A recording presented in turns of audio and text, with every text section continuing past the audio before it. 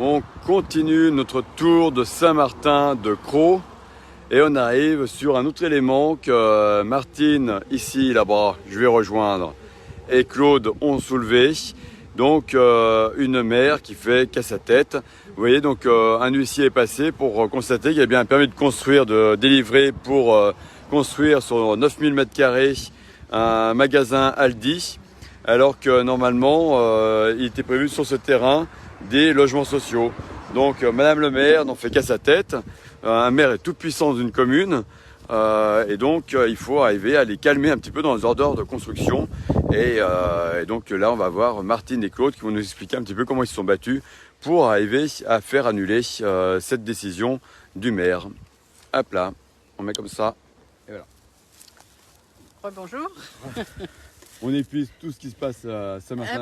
On les suit, hein, on les suit. Il faut les marquer à la culotte. Ah ouais.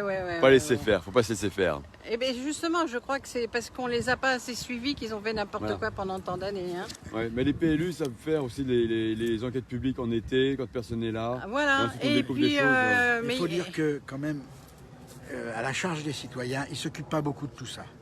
Non, mais parce que ça fait partie de leur vie. Malheureusement. Oui, mais on ne sait pas. Et les PLU ils font tout pour qu'on n'arrive pas à comprendre comment ils font les plans locaux d'urbanisme. Oui. Ils peuvent s'organiser. Et puis il faut dire quand même que... Il faut être persévérant, mais les gens... On dégoûte les gens de la politique. Les parcelles, c'est pas les mêmes parcelles que le cadastre, c'est même pas les mêmes plans. Voilà, nous on a demandé à ce qu'il y ait un guichet unique. C'est-à-dire que quand on va à la mairie, quand il y a une parcelle, c'est pas une parcelle à X, et puis après on se retrouve avec une parcelle NA, ou voilà, les gens, c'est tout est fait aussi pour les noyer. Hein. Ouais, c'est ça, ouais. Voilà.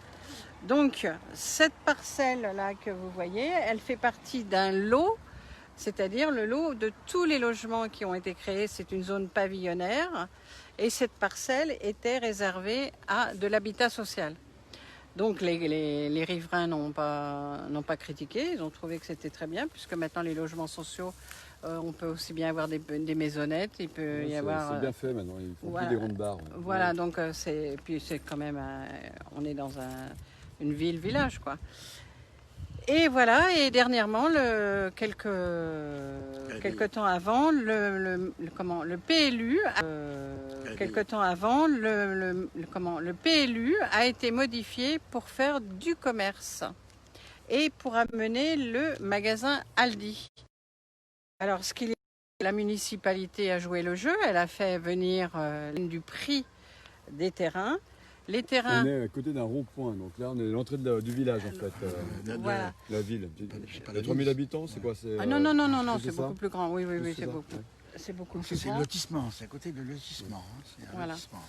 Donc, l'avis des domaines a fixé le prix du terrain à 1 million d'euros et la municipalité a vendu à 450 000 euros.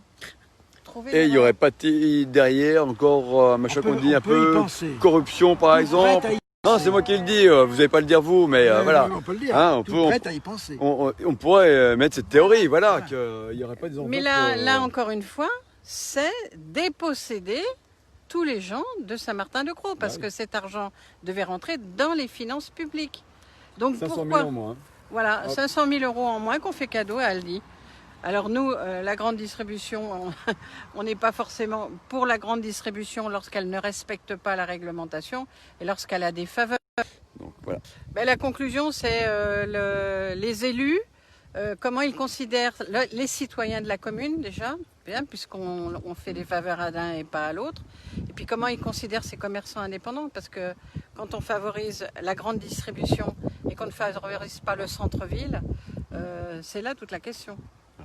Donc voilà, on va voir comment se comporte. Et là, vous avez des faillites en centre-ville, vous savez un petit peu. Ben là, vous allez voir. Hein. Ah oui. C'est catastrophique. Catastrophique. Parce qu'il y a quoi comme zone commerciale dans le coin? Il y a du gros quand même. Ah ben il y a 2 hypermarchés. Ah, 2 hypermarchés. Oui, il y a 2 hypermarchés, un Aldi, un Lidl.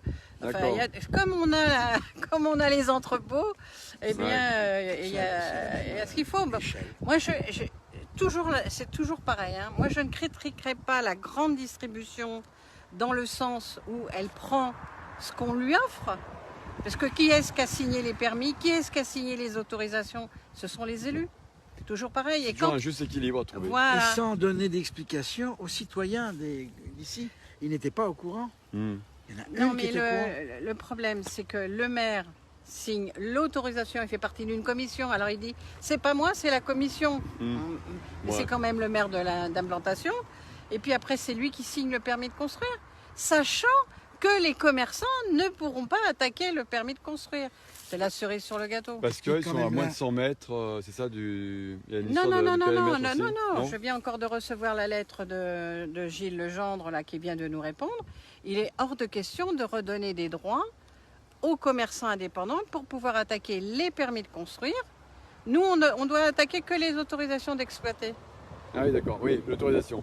Voilà, donc Mais il n'y a pas d'histoire des l'autorisation. 100 mètres, vous m'avez dit l'autre fois. Alors ça, c'est les riverains. Là, D'accord. aujourd'hui, les riverains sont conditionnés, sont remontés pour ne pas avoir un énième supermarché à côté de chez eux, puisqu'ils sont quand même pourvus sur la commune.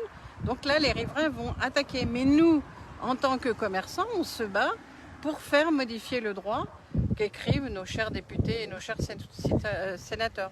Si l'appareil ne chauffe pas, il serait bon que tu expliques la stratégie de cette mère qui est de qualité morale douteuse.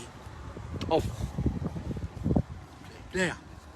Oui, alors j'ai oublié un détail quand même, parce que quand nous avons réussi à faire annuler la délibération de la vente, puisqu'on a fait jouer quand même le favoritisme par rapport à Ali, lorsque le tribunal a annoncé que la délibération a été annulée, elle s'est empressée de signer le permis de construire après que le tribunal administratif ait décidé.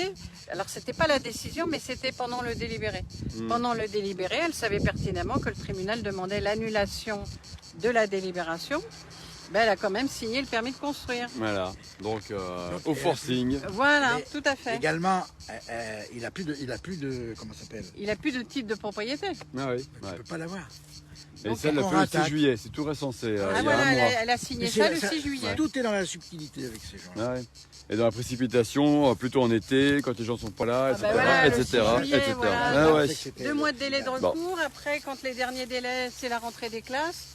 Donc les gens ont